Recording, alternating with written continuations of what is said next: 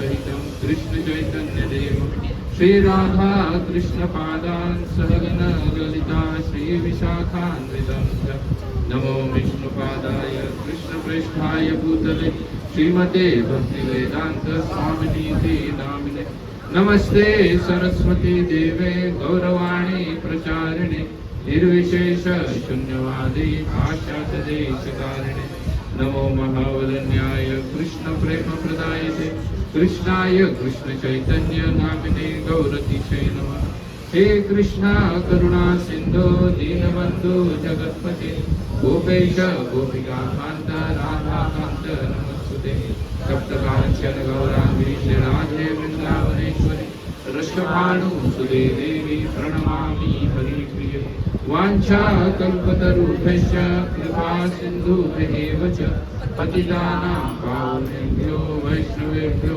नमो नमः जय श्री कृष्ण चैतन्य प्रभु नित्यानंद श्री अद्वैत गदाधर श्रीवासादि गौर हरे कृष्णा कृष्णा कृष्णा हरे हरे हरे राम राम राम हरे हरे। हरे कृष्णा। तो आज के गौर पूर्णिमा महामहोत्सव में उपस्थित अभी सभी भक्तों का इस्कॉन के केंद्र अमरनाथ में आप सभी का मैं क्या करता हूँ, हृदयपूर्वक स्वागत करता हूँ। आप सब लोग यहाँ पे उपस्थित हैं। हमने अभी अभी चैतन्य महाप्रभु का, नित्यानंद प्रभु का क्या किया, अभिषेक किया। उसके बाद आप लोगों ने सुमधुर ऐसा कर्ण मधुर कीर्तन का भी श्रवण किया। अभी हम भगवान के अवतार के बारे में थोड़ा सा चर्चा करेंगे। पता है इस साल वैसी गर्मी ज़्यादा जल्दी चालू हो गई है। प्राय ऐसा कहा जाता है कि होली के पश्चात गर्मी चालू हो जानी थी, लेकिन इस साल गर्मी क्या हो रही है, प्रिकॉन्ड हो गई है थोड़ा सा। सब टाइम टेबल कलयुग क्या होता जा रहा है ना, धीरे धीरे अपनी घोर रूप धारण करता रह रहा है, धीरे धीरे बढ़ता जा रहा है। और वो बढ़ने की वजह से कई सारी चीज़ें क्या हो रही है, प्रिकॉन्ड हो रही है। खाली बुद्धि जो है वो घटती जा रही है बंदी में, बाकी गर्मियाँ बढ़ रही है, सर्दी बढ़ रही है, बारिश बढ़ेगी, लेकिन क्या हो जाएगा, व्यक्ति की बुद्धि कैसे रहेगी, ऐसी रहेगी वो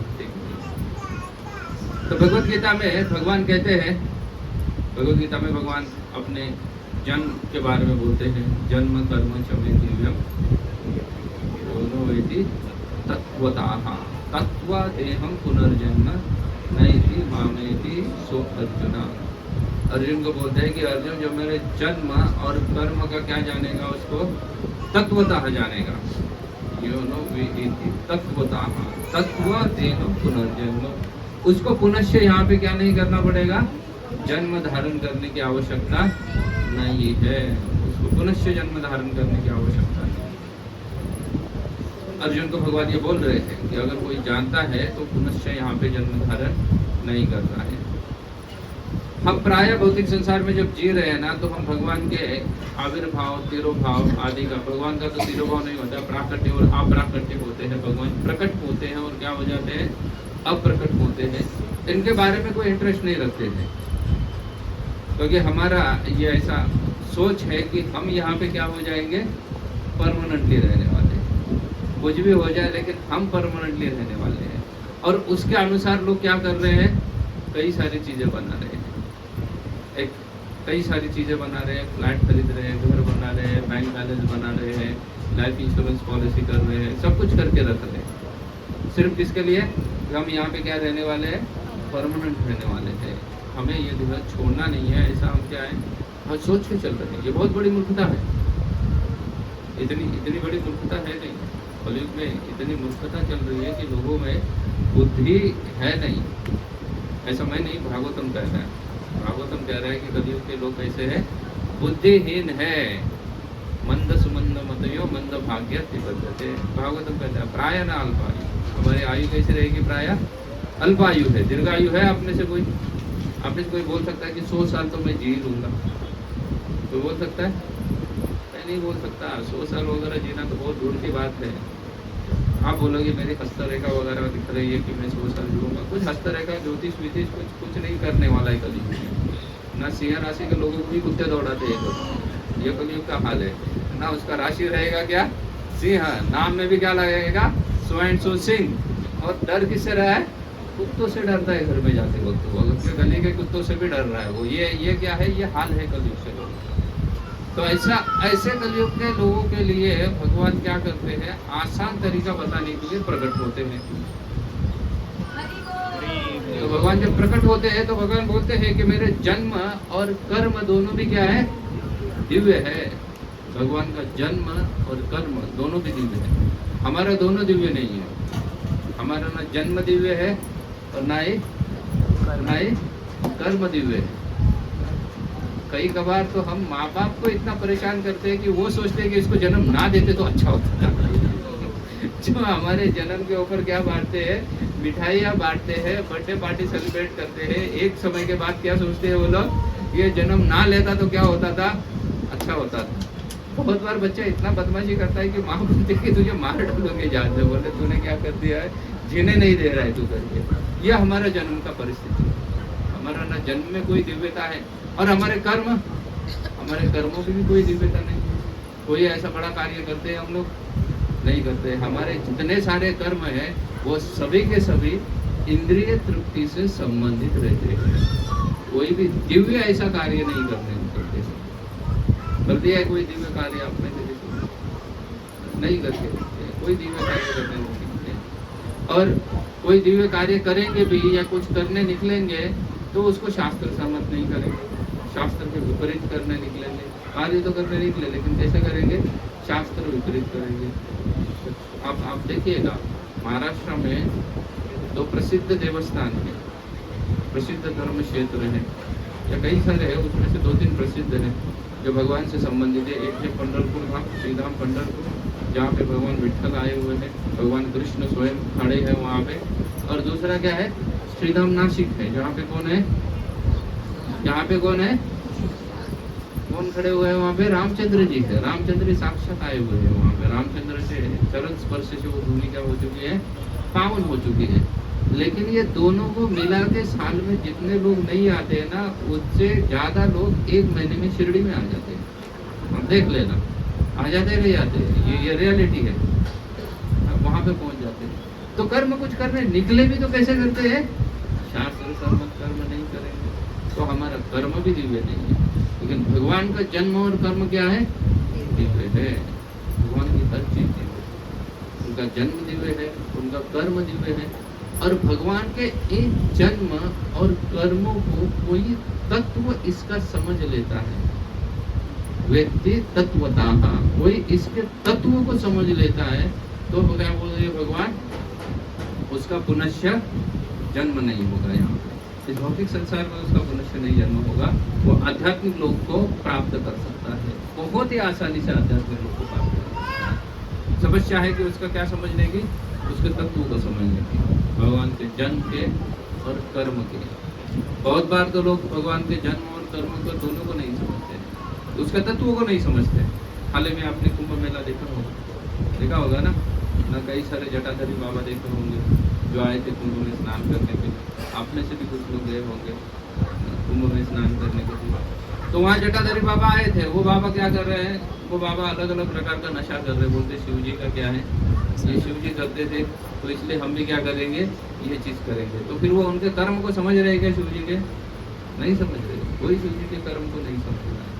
भगवान के जन्म को भी समझना है और उसके साथ साथ उनके कर्म के पीछे का तत्व समझना है। वैसा ही करने की आवश्यकता नहीं है। क्या समझने की आवश्यकता है? उसका तत्व समझने की आवश्यकता है। भगवान इस भौतिक संसार में बारंबार अवतार धारण करते हैं। कई बार भगवान अवतार धारण करते हैं इस भौतिक संसार में। किसके लिए धारण करते हैं? हम लोगों के लिए। किसके लिए धारण कर रहे हैं अवतार? हम लोगों के लिए अवतार धारण करते हैं। और चैतन्य महाप्रभु का आविर्भाव हुआ था जिनका हम क्या मना रहे हैं? गौर पूर्णिमा उत्सव मना रहे हैं। तो देखिएगा हम कितने भाग्यशाली हैं। हम इतने भाग्यशाली है जब वेस्टर्न वर्ल्ड क्या कर रहा था? वेस्टर्न वर्ल्ड मशीनों के साथ खेल रहा था। इंडस्ट्रियल रिवॉल्यूशन वहाँ पे हो रही थी। तब भारत में कौन जन्म ले रहे थे? महाप्रभु स्वयं अवतरित हुए। भगवान चैतन्य महाप्रभु 1500 सेंचुरी में क्या हुए? अवतरित हुए। बराबर है। और भारत में पहली बार पोर्तुगीज जो पधारे थे वो कब पधारे थे? 1400 सेंचुरी में आए। पुर्तगाल से पोर्तुगीज आ गए भारत में, यूरोपियन कंट्री के पुर्तगाल, वहाँ से वो आए थे, वो कब है? 1400 सेंचुरी है। मतलब तब वो व्यापार के लिए निकले हुए, अनवांटिंग कार्य के लिए निकले हुए। और तब भारत में लोग किसके साथ खेल रहे हैं? भगवान के साथ। भगवान उनके संग में लीला कर रहे हैं। जीव गोस्वामी उसके बाद चैतन्य महाप्रभु के शिष्य हैं। जीव गोस्वामी ने अकबर राजे से क्या मांगा था? पेपर मांगा था। बोले पेपर दे दो मुझे इम्पोर्ट करके। और पेपर तब कहाँ बन रहा था? इंग्लैंड में पेपर बनता था, वहाँ पे पेपर बनता था। तो वो जो पेपर वहाँ से इम्पोर्ट करके तो मुझे क्या करने के लिए? लिखने के लिए आवश्यकता है पेपर। तो पेपर तो इंडस्ट्रियल से ही बनता है, ऐसा नहीं बनता। भले मशीनरी अभी मॉडिफाई होगी CNG मशीन या क्या क्या नया टेक्नोलॉजी आ गया होगा, लेकिन तब भी तो बड़ी बड़ी मशीनें ही थी जो पेपर बना। और तब भारत में तो हम इतने भाग्यशाली हैं। हमने चैतन्य महाप्रभु के कितने 500 साल बीत चुके हैं, उसके बाद हमारा जन्म हुआ है। आप बोलोगे 500 साल हो गए ना, उसमें कौन सा भाग्य वाला चीज़ है? भाग्य वाली चीज़ है 500 साल पूर्व, क्योंकि कलयुग का आयु कितना है? 4,32,000 बराबर है। जब कलयुग के 1 साल पूरे हो जाए, 1,00,000 साल पूरे हो जाएंगे ना कलयुग के, कितना साल? 1,00,000 साल। और उस वक्त जो मनुष्य होंगे ना, वो मनुष्य हमारे बारे में बोलेंगे कि ये सभी लोग चैतन्य महाप्रभु के एरा में जन्म लिए थे। क्या बोलेंगे? चैतन्य महाप्रभु के एरा में जन्म लिए थे, ऐसा ही बोल दिया जाएगा ना। क्योंकि एरा जितना समय पीछे चला जाता है या दूर चला जाता है या बड़ा होने जाता है, वैसा एरा का भी समय बढ़ता है। जब उनका क्या एरा को क्या युग, चैतन्य महाप्रभु के समय में उस युग का समय भी क्या हो जाता है? बढ़ जाता है। तो वैसे ही अभी अगर हम देखने के लिए अगर हम बोलेंगे तो अभी भारत में देखिएगा पॉलिटिक्स के हिसाब से मोदी की एरा चल रही है, मोदी युग चल रही है। जिसके समय में इंदिरा गांधी का था, हम सब लोगों ने जन्म लिया तो शायद मोस्टली इंदिरा गांधी का समय था। 82, 83, 84 में उनका क्या हो रही, तो तब तक इंदिरा गांधी की एरा थी, तो जन्म उसका है। अभी ये मोदी की एरा चल रही है। लेकिन जैसे जैसे बढ़ता जाएगा समय, वैसे वैसे हमें चैतन्य महाप्रभु की एरा में काउंट किया जाए। मतलब हम महाप्रभु के इतने नज़दीक में जन्म किया है कि महाप्रभु जन्म देखिए कितने समय हुआ है? सिर्फ 500 वर्ष हुए हैं, 500 से ज़्यादा समय नहीं। अच्छा, महाप्रभु जन्म क्यों लिए थे? क्या कारण हो सकता है? क्योंकि भगवान बोल रहे हैं ना, तत्वता समझ लो करके। वैसे तो भगवान अपने जन्म के कारण बताते हैं भगवद गीता में। कितने कारण बताते हैं? याद है भगवद गीता में कितने हैं टोटल? 4 कारण है, 5 कारण है, 3 कारण है? 3 बोल रहे हैं, 4 बोल रहे हैं। परित्राणाय साधूनां विनाशाय च दुष्कृतां धर्म संस्थापनार्थाय संभवामि। कितने कारण हो गए भगवान के जन्म के? 3 हो गए। अभी तो काउंट किया, उसके बाद भी 4 पे गाड़ी अटकी हुई है। 3 कारण हो गए हैं। परित्राणाय साधूनां, साधुओं की रक्षा करने के लिए मैं प्रकट होता हूँ। उसके साथ क्या बोल रहे हैं? विनाशाय च दुष्कृतां, दुष्ट जो है, दुष्कृतिनाम, दुष्ट कार्य करने वाले जो है उनको विनाश करने के लिए मैं प्रकट होता हूँ। लेकिन ये भगवान के प्राकट्य के क्या है? बाह्य कारण है। कुछ अंतर्गत कारण होते हैं, कुछ क्या होते हैं? बाह्य कारण होते हैं। कुछ कारण होते हैं अंतर्गत होते हैं और कुछ कारण बाह्य होते हैं। बहुत बार जिनके घर में बहू आती है ना और उनकी बेटी भी है, तो वो बहू को डायरेक्टली नहीं बोलती, किसको बोल देती है? बेटी को बोलते हैं। ये क्या है? ये बाह्य कारण है। लेकिन अंतर्गत उनको सुनाना किसको है? बहू को सुनाना है ना। माताओं ने सब इसका एक्सपीरियंस किया होगा, ताकि सुनाना बहू को होता है लेकिन बोला किसको जाता है? बेटी को बोला जाता है। तो वो इनडायरेक्ट, तो कुछ बाह्य होता है, कुछ क्या होता है? अंतर्गत होता है। तो ये भगवान के बाह्य कारण है। परित्राण इसके लिए परित्राणाय साधूनां विनाशाय च दुष्कृतां धर्म संस्थापनार्थाय, धर्म की क्या करने के लिए? भगवान स्थापना करने के लिए प्रकट होते हैं। ये सभी ये तीनों कारण है। इसमें से विनाशाय च दुष्कृतां और धर्म संस्थापना ये बाह्य कारण, और परित्राणाय साधूनां, साधुओं की रक्षा करना ये क्या है? भगवान का अंतर्गत कारण है। इसके लिए भगवान क्या होते हैं? भौतिक संसार में अवतार धारण करते हैं, प्रकट होते हैं। अभी चलो अवतार धारण करते हैं, भगवान प्रकट होते हैं, साधुओं की रक्षा करने के लिए भगवान बोल रहे हैं परित्राणाय साधु नाम। हम तो सोचते कि साधुओं की रक्षा करने के लिए प्रकट होते हैं, रक्षा करने के लिए नहीं प्रकट होते। नहीं तो आप बोलोगे आजकल मुस्लिम बहुत सारे लोगों को मार रहे हैं, ये हो रहा है वो हो रहा है, तो भगवान कहाँ प्रकट हो रहे हैं? नहीं तो प्रकट हो रहे हैं। इतना सारा अधर्म चल रहा है, इतना सारा बांग्लादेश में कुछ अत्याचार हुआ, यहाँ अत्याचार हुआ, भगवान प्रकट क्यों नहीं हुए? तो भगवान ऐसे नहीं प्रकट होते थे। भगवान साधुओं की रक्षा करने के लिए नहीं बोले, भगवान बोल रहे हैं परित्राण। जिस साधुओं का भगवान के दर्शन लेने की लालसा इतनी बढ़ चुकी है कि अगर भगवान दर्शन नहीं देंगे तो उसका क्या हो जाएगा? प्राण छूट जाएंगे। इतनी लालसा है उसको भगवान को क्या करने की? एक बार देखने की, सिर्फ एक बार देखने की इतनी लालसा है उसके हृदय में। फिर ऐसे भक्त के लिए भगवान प्रकट होते हैं। ये परित्राण है, जिसका त्राण ही क्या है? प्राण क्या है? भगवान के दर्शन है, मात्र भगवान उसका प्राण है। अगर नहीं है तो वो क्या हो जाएगा? छूट जाएगा। तब भगवान क्या होते हैं? प्रकट होते हैं। ये भगवान का अंतर्गत कारण है, भगवान भक्तों के लिए होता है। लेकिन ये चाहे अंतर्गत हो या चाहे बाह्य कारण हो, ये सब के सब भगवान के प्राकट्य के क्या है? Finally scheduled reason. इसलिए तो भगवान बता रहे हैं ना, कोई भी कॉन्फिडेंशियल चीज कोई बाहर नहीं बताता है। वो क्या होता है? ये सब स्केड्यूल्ड है, इसके लिए भगवान प्रकट हो ही जाएंगे। लेकिन अंतर्गत ऐसा कुछ नहीं बोला जाता। इसलिए श्रीमद् भागवतम में भगवान के प्राकट्य के अन्य कारण बताए जाते हैं। खास करके अगर आप कुंती महारानी की प्रार्थना पढ़ोगे श्रीमद् भागवतम में कुंती, या प्रभुपाद जी एक अलग सा पुस्तक लिखते हैं विन कुंती करके, कुंती महारानी करके एक अलग सा, वही है, वही श्लोकों को लिख के वही पत्र को वैसा ही प्रिंट किया हुआ है, एक अलग सा पुस्तक लिखते हैं।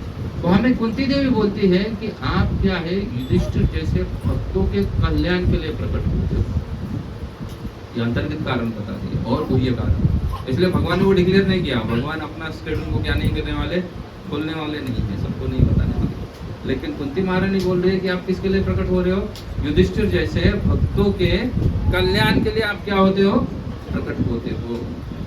और अर्जुन को भगवान बोल रहे हैं संभवामि युगे युगे, हर युग में मैं क्या होता हूँ?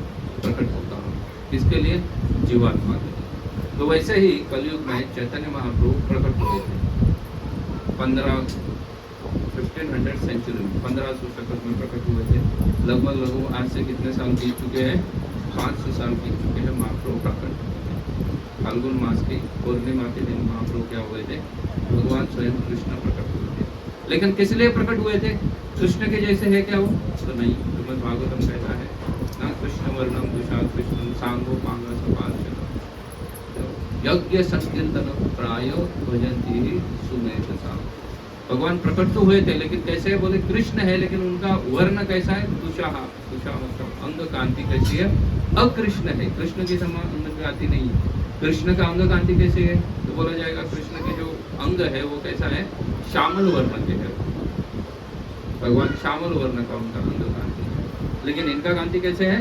गौर वर्ण धारण करके प्रकट हुआ है। इसलिए कृष्ण वर्णम तुषा अकृष्ण सांगो पांगा सपार्षदम। और साथ में क्या लेके आए? अपने अंग, उपांग और पार्षदों को लेके आए। किसको लेके आए? अद्वैत आचार्य को लेके आए, नित्यानंद प्रभु को लेके आए, गदाधर पंडित को लेके आए हैं। इन सबको क्या? श्रीवास ठाकुर को लेके आए। इन सबको लेके वो प्रकट हुए हैं। और क्या करने वाले हैं? कौन सी विधि को बताने वाले हैं? यज्ञ संकीर्तन प्रायः। यज्ञ विधि का यज्ञ करने वाले हैं। लेकिन कौन सा यज्ञ बोलने वाले हैं? संकीर्तन यज्ञ। आजकल यज्ञ तो हम कर नहीं सकते। देखिएगा 4 युग होके गए हैं, ये तो पता है आप लोगों को। सतयुग था, उसके बाद कौन सा था? त्रेता युग था, उसके बाद द्वापर युग था, और उसके बाद कलयुग आया।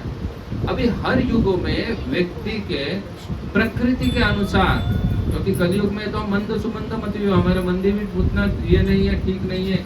प्रायन अल्प आयु, हमारा आयु भी क्या है? कम है। पूर्व के समय में आयु ज्यादा हुआ करता था। पूर्व समय में आयु ज्यादा हुआ करता था। द्वापर युग में लोग 10,000 साल तक जीते। त्रेता युग में लोग उससे भी ज्यादा जीते थे। सतयुग में लोग 1 लाख साल तक जीते थे। तभी तो हम सोचते होंगे कि किसी राक्षस ने या किसी राजा ने 60,000 वर्ष तक क्या किया? तपस्या किया। आप बोलोगे हमें यहाँ 60 साल नहीं जी रहे, 60,000 वर्ष तक तपस्या करने कहाँ चले जाएंगे? लेकिन उस समय में लोग क्या होते थे? उनका आयु ज्यादा था। आप बोलोगे प्रभु जी कैसे इसके ऊपर विश्वास रखें? अरे विज्ञान इस चीज को स्वीकार करता है। विज्ञान इस बात को स्वीकार करता है। विज्ञान कहता है कि अगर अभी पृथ्वी में जितने सारे गैसेस हैं, जितना सारा वायु है, कई सारे प्रकार के हैं ना, कार्बन डाइऑक्साइड है, नाइट्रोजन है, ऑक्सीजन है, हीलियम है, ये वो पूरा 100 निकलेंगे अगर हर चीज़ का आप क्या करोगे, कैलकुलेशन करोगे। तो जितने सारे गैसेस है उनमें ऑक्सीजन की मात्रा लगभग 20 या 21%। कितने ऑक्सीजन की मात्रा? 20 या 21% है। विज्ञान बोल रहा है अगर ये मात्रा डबल हो जाएगी ना, तो हमारा साइज जो है अभी 6 फीट है, ऑन एन एवरेज 5 फीट का है, वो भी क्या हो जाएगा, वो डबल हो जाएगा। अगर ऑक्सीजन ज़्यादा मात्रा में दिया गया तो हमारी शक्तियाँ भी डबल हो जाएंगी, हमारा साइज डबल हो जाएगा और हमारा आयु भी क्या हो जाएगा, आयु भी डबल हो जाएगा। विज्ञान कह रहा है 500 साल तक आराम से आदमी जी सकता है अगर उसको क्या बढ़ दिया जाए, ऑक्सीजन बढ़ा दिया जाए। तो अभी हम तो ऑक्सीजन घटा रहे हैं, हाईवे बना रहे हैं, ट्रेन बना रहे हैं और न जाने क्या क्या बना रहे हैं, वृक्ष आदि तोड़ रहे हैं, तो ऑक्सीजन की मात्रा कम है। तो विज्ञान इस बात को स्वीकार कर रहा है। पूर्व काल में ये सब इंडस्ट्रियलाइजेशन नहीं हुआ करता तो ऑक्सीजन की मात्रा वैसे ही ज़्यादा थी, तो इसलिए वैसे ही लोगों का क्या था, आयुमान ज़्यादा हुआ करता। लेकिन अभी वैसा नहीं है, अभी तो हमारा अल्प आयु। तो आयु कम होने की वजह से और जिस प्रकार की लोगों की प्रकृति है, उस प्रकृति के अनुसार फिर उनको क्या दिया हुआ है, पर्टिकुलर प्रकार की विधि भगवान ने दी है कि भाई ये विधि से तुम मुझे प्राप्त कर सकते हो, ये आसान विधि है। आप देखना इंसान का क्या होता जा रहा है, धीरे धीरे बुद्धि कम होती जा रही है। अभी जो बच्चे पैदा हो रहे हैं वो लगभग बुद्धू पैदा हो रहे हैं, सच बात है ये। इसलिए आप देखो हमारे एजुकेशन पॉलिसी बदल दिया ना। जब मैं पढ़ रहा था तो 3rd स्टैंडर्ड में एग्जाम ली जाती थी और पास या फेल उधर ही डिसाइड होता था, और मैंने देखा कुछ सारे लोगों को फेल होते हुए। लेकिन अभी क्या कर दिया लोगों को, बोले अभी 9वीं तक बोले एग्जाम ही नहीं है, क्योंकि उनको पता है वो क्वालिफाइड ही नहीं होगा 9वीं तक एग्जाम देने के लिए। लोग क्योंकि वो भागवतम इनडायरेक्टली पढ़ रहे हैं, हम तो डायरेक्टली भागवतम क्लियर बोल रहा है कि मंद बुद्धि रहेगी, मंद सुबंध मतयो रहेगा। लेकिन ये क्या कर रहे हैं, इनडायरेक्टली वही चीज को एक्सेप्ट कर रहे हैं कि भाई ये मंद लोग हैं, इनसे नहीं होने वाला है, इसलिए इनको क्या करो, इनको ऐसे ही प्रमोट करो, ऐसे ही प्रमोट करो, ऐसे ही प्रमोट करो। ये तो 20-30 साल के बीच का डिफरेंस बता रहा हूँ। पूर्व काल का तो छोड़ दो, ये 20-30 साल में इतना डिफरेंस आ गया कि लोगों को क्या करना पड़ रहा है, बच्चों को प्रमोट करना पड़ रहा है। उसकी बुद्धि नहीं चल रही है, उसकी बुद्धि सिर्फ किस में चलती है, उसकी बुद्धि सिर्फ किस में चलती है, मोबाइल में चलती है। अन्य किसी स्थानों पे उसकी बुद्धि नहीं चल रही है बुद्धि, कुछ नहीं उसकी बुद्धि चल रही है। वही अभी देख रहा हूँ, एक समय था जब मैं स्कूल में जाता था, अभी 5वीं कक्षा में बच्चा पढ़ रहा है, 6ठी कक्षा में बच्चा पढ़ रहा है, माएँ उसको स्कूल छोड़ने के लिए पहुँच रही है, और बच्चा एकदम ऐसा धीरे से जैसा कि बहुत नम्र है, तृणावृत्ति सुनी चाहिए जैसा है, बेचारा क्या कर रहा है, स्कूल में जा रहा है नम्र होकर। 8वीं के बच्चों को छोड़ने के लिए माएँ जा रही है, 9वीं के बच्चों को भी छोड़ने के लिए माएँ जा रही है। अच्छा, मैं स्कूल में था तो 5वीं तक तो वो गैंगस्टर बन जाता था, उसकी अपनी गैंग हुआ करती थी स्कूल में, और वो क्या करते थे, उनको छोड़ने कोई नहीं आता था स्कूल में, कोई छोड़ने नहीं आता था।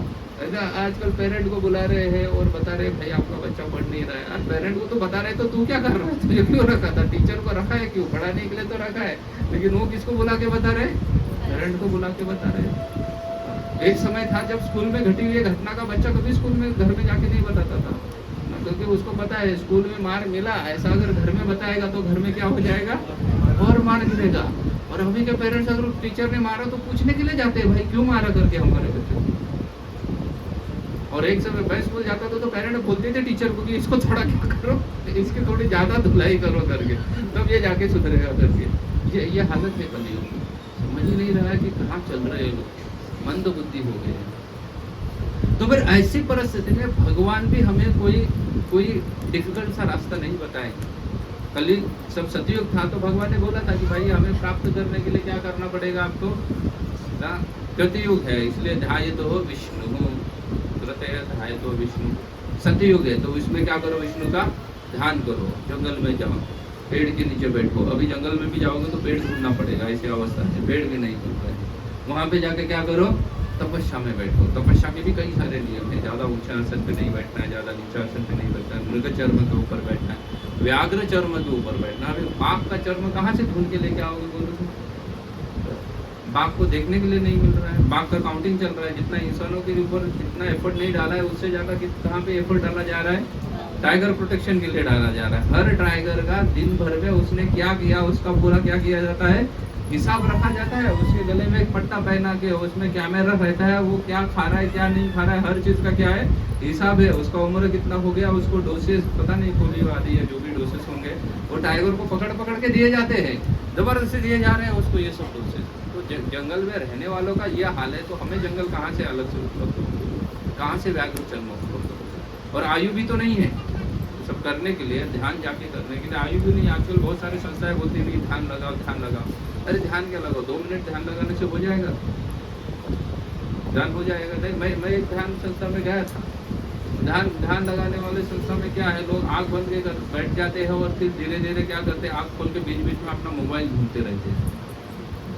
एक एक एक एक बंदा बैठा था ऐसा हाथ करके, और हर 2 मिनट के बाद वो अपना जेब चेक कर रहा था, और वो जेब में उसका मोबाइल था, मुझे दिख रहा था, पता चलता है ना बाहर से जेब में मोबाइल, तो उसको बार बार हाथ लगा रहा था। क्या कैसा ध्यान कर रहा है ना, ये हमारा ध्यान है।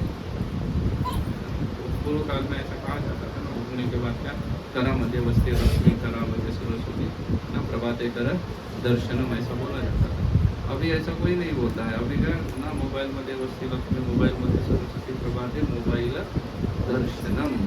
लोगों का सुबह सुबह उठ के किसका दर्शन ले रहे हैं, मोबाइल का दर्शन। लक्ष्मी कहाँ हुए, मोबाइल में है, ऑनलाइन ट्रांसफर कर रहे हैं बेचारा बैठ के, इसलिए उसी में लक्ष्मी बैठी है। सरस्वती भी कहाँ बैठी हुई है, मोबाइल में, उसको कुछ नहीं आ रहा है। सब नोट्स है बच्चों के पास, लेकिन सब नोट्स कहाँ पे है उनके, मोबाइल में है ना, क्लाउड पे स्टोर है, उसके दिमाग में कुछ नहीं है, घुसा भरा है दिमाग में उसके, और सबका सब कहाँ पे है, उसका सर्च मोबाइल पे है। तो कहाँ ध्यान लगाएंगे ऐसे? इसलिए बोले, भगवान बोले कि कलयुग में क्या नहीं है, ये समस्या है, ये नहीं हो सकता है, ध्यान नहीं लगा सकते, आयु आदि नहीं है। इसलिए बोले ध्यान क्या है, कैंसल। तो जो लोग सिखा रहे हैं वो क्या सिखा रहे हैं, गलत सिखा रहे हैं, क्योंकि भगवान ने जिसने वो पद्धति को बनाया वही बोला कि ये कैंसल है करके। बोले त्रेता युग में भी ये नहीं चलेगा, इसलिए त्रेता युग में भगवान ने क्या कर दिया ना, यज्ञ तो पक्का है, यज्ञ बोले क्या करो, यज्ञ करो, बड़े बड़े यज्ञ करो। आसान है बोले त्रेता युग में ये करना, बड़े बड़े यज्ञ किया करते थे। भगवान रामचंद्र ने खुद कई सारे अश्वमेध यज्ञ किए, स्वयं भगवान होके भी, सिर्फ इसलिए दिखाने के लिए कि ये युग में क्या चले गए, यज्ञ से भगवान प्रसन्न हो जाएंगे। लेकिन अभी वैसा भी नहीं होगा। अभी हो सकता है, अभी यज्ञ कहाँ करे, हमारे में 2 BHK का तो फ्लैट है, यज्ञ कर देंगे तो फायर अलार्म बच जाएगा, सब धुआं हो जाएगा, जो कि बाजू वाले फ्लैट में चला जाएगा, वो गालियां देने के लिए आ जाएगा। तो कहाँ करेंगे यज्ञ, कुछ ना कुछ लैंड है ना कुछ नहीं है, तो यज्ञ भी नहीं कर सकते हैं। अच्छा, यज्ञ करने के लिए कई सारे प्रकार के क्या है, अलग अलग प्रकार की क्या लगती है, उसके लिए संविदा बोली जाती है। लकड़ियाँ जो यज्ञ में डालते हैं संविदा बोलते हैं, वो अलग अलग पेड़ की चाहिए। मैं एक बार सच में एक दुकान में खारगर में खरीदी किया, कहीं यज्ञ था हमारा, तो मैं खरीद करके लेके आ गया, और खरीद करके लेके आने के बाद मैंने क्या किया ना, जो क्या बोलते हैं बॉटनी, वृक्ष के एक्सपर्टीज रहते हैं ना, तो एक भक्त था, उसको दिखाया, तो बोले प्रभु ये सब तो एक ही पेड़ की है। बोले वो अलग अलग करके बेच रहा है, लेकिन ये है कैसे, क्योंकि वो बॉटनी एक्सपर्ट है, उसने पहचान लिया। बोले एक ही पेड़ की है। ये कलयुग का हाल है। अच्छा, द्वापर युग आया, द्वापर युग में क्या कर दिया भगवान ने, बोले चलो यज्ञ भी नहीं होगा तुमसे, तुम क्या करो, बड़े बड़े मंदिर बनाओ, और वहाँ पे भगवान की ना परिचर्या आया, भगवान की वर्शिप करो, और बड़े बड़े मंदिर बना के। हमने अभी हाल ही में खारगर में एक मंदिर बनाया, बड़ा मंदिर बनाने में 25 साल बीत गए। एक व्यक्ति का पूरा उम्र बीत गया, 25 साल एक मंदिर बनाने में चले गए। ऐसा प्रभु जी जानते हैं, हम जगह ढूंढ रहे पिछले 4 साल से मंदिर बनाने के लिए। ये हाल कलयुग का है, मंदिर बनाने का कोई सुविधा नहीं है, मंदिर बनाने के लिए 4 साल हो गए, सिर्फ जगह ढूंढने के लिए निकल रहा है। तो कहाँ मंदिर बना पाएंगे, कोई मंदिर नहीं बना पाएंगे यहाँ पे कलयुग में, बड़ा मुश्किल है ये सब चीजें करना, बड़े मंदिर बनाना वगैरह। इसलिए भगवान ने कलयुग के लिए आसान दे दिया, क्या बोलते हैं, कली तत् हरि कीर्तना, सिर्फ हरि का क्या करो, कीर्तन करो। और इस कीर्तन का प्रसार करने के लिए कौन प्रकट हुए हैं, चैतन्य महाप्रभु। बहुत ही कृपालु अवतार है भगवान का, जहाँ पे भगवान बोल रहे हैं कि सिर्फ आपको क्या करना है, बैठ के माला करनी है, हरे कृष्ण कृष्ण कृष्ण हरे हरे, हरे राम राम राम हरे हरे। इसलिए चैतन्य महाप्रभु कलयुग के भगवान है, आसानी से प्रसन्न हो जाते हैं। उनको प्रसन्न करने के लिए कुछ नहीं करना है, ना भोग लगाना है, ना उनके लिए कोई अभिषेक करना है, हालांकि हमने किया आज, लेकिन ऐसा कुछ नहीं मांग रहे। महाप्रभु सिर्फ क्या बोल रहे, बैठ के क्या करो, सिर्फ यज्ञ संकीर्तन करो, हरिनाम संकीर्तन करो, सिर्फ हरिनाम करो। एक साथ 4 लोग मिलो, एक मृदंग है तो भी है, नहीं है तो भी क्या है, करताल है। करताल मतलब वो वाद्य नहीं है, करताल मतलब 2 हाथों की ताली होती है। वो तो मेटल का तो वाद्य बाद में बन गए, लेकिन करताल मतलब 2 हाथ ही बस, 2 हाथों से ताली बजाओ और क्या करो, भगवान का संकीर्तन करो, नाम संकीर्तन करो, जिससे भगवान आसानी से प्रसन्न हो जाएंगे। चैतन्य महाप्रभु से क्या हो जाते हैं, आसानी से प्रसन्न हो जाते हैं। तो उन भगवान का क्या है, आज आविर्भाव एक्चुअली 2 दिन पहले था, फ्राइडे को था, लेकिन हम फ्राइडे में कहाँ मना रहे थे, गौर पूर्णिमा उत्सव हम मना रहे थे, खारघर मंदिर में मना रहे थे। तो इसलिए हमने यहाँ कुछ भक्त वहाँ आए थे, कुछ नहीं आ पाए, तो उनके लिए हमने क्या कर दिया है, पुनः एक बार गौर पूर्णिमा का यहाँ पे आयोजन किया है। तो अगर आपको चैतन्य महाप्रभु की कृपा प्राप्त करनी है, सच में उनको प्रसन्न करना है, तो आप क्या करो, आज से संकल्प करो। जो लोग माला नहीं कर रहे वो लोग क्या करें, माला करना चालू करें, हरिनाम संकीर्तन करना चालू करें, आज से ही चालू करें। और जो कर रहे हैं वो क्या करें, उसको बढ़ाओ थोड़ा सा, ना 2 माला 3 माला बढ़ाओ। अगर किसी का बर्थडे होता है तो उसको कुछ तो गिफ्ट देना पड़ता है, नहीं पड़ता है, देना पड़ता है, खाली आप तो नहीं आ सकते उसको। अब भगवान को क्या गिफ्ट देंगे, और भगवान गिफ्ट देने के बाद प्रसन्न भी तो होने चाहिए ना, वो प्रसन्न भी होने चाहिए।